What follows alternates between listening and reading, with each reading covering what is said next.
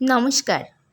আজ আলু ভর্তা করব, তার জন্য কড়াইয়ে জল গরম করতে দিয়ে দিয়েছি আর কেটে রাখা আলুগুলো দিয়ে দিলাম।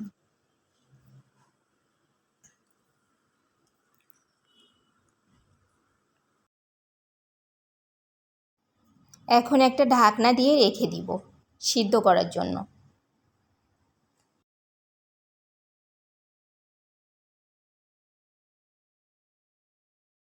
এখন ঢাকনাটা উঠিয়ে দেখব সিদ্ধ হয়েছে কিনা। একটা খুন্তির সাহায্যে দেখে নিলাম সিদ্ধ হয়ে গেছে। এখন সিদ্ধ করা আলুগুলো উঠিয়ে খোসা ছাড়িয়ে নিব। আলুগুলোর খোসা ছাড়ানো হয়ে গেছে।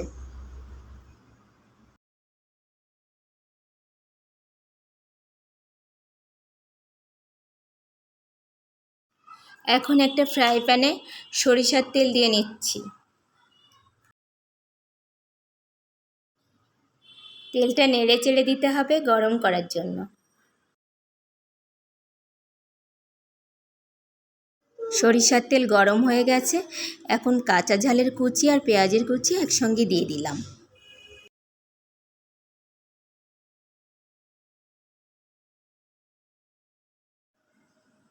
এখন দিয়ে দিব স্বাদ মতো লবণ আর পরিমাণ মতো হলুদ।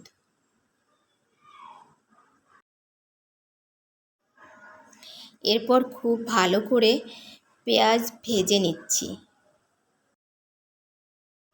পেঁয়াজ ভাজিটা হয়ে গেছে, এখন উঠিয়ে নিচ্ছি।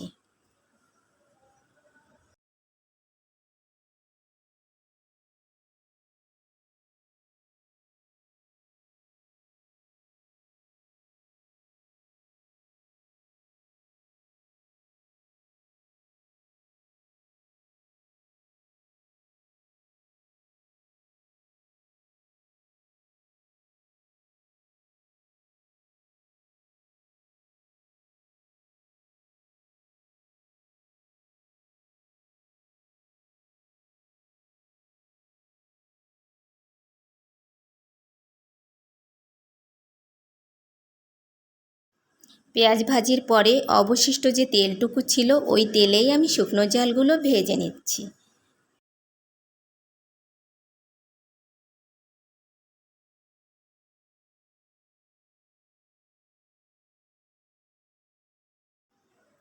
এরপর আলু মাখিয়ে নিচ্ছি। পেঁয়াজ, কাঁচামরিচ, শুকনো ঝাল ভাজি এগুলো দিয়ে একসাথে আলুটাকে খুব ভালো করে মাখিয়ে নিচ্ছি। পেঁয়াজ ভাজির সঙ্গে যে তেল ছিল ওই তেলেই আমি আলু ভর্তা মাখাচ্ছি, কাঁচা তেল দিব না। আলু মাখানো হয়ে গেছে। এভাবে আলু মাখিয়ে গরম ভাতের সঙ্গে খেতে ভীষণ স্বাদ লাগে। অন্য কোনো খাবারের প্রয়োজন হয় না, এত মজার একটা খাবার। আর এতক্ষণ ধরে ভিডিওটি দেখবার জন্য ধন্যবাদ।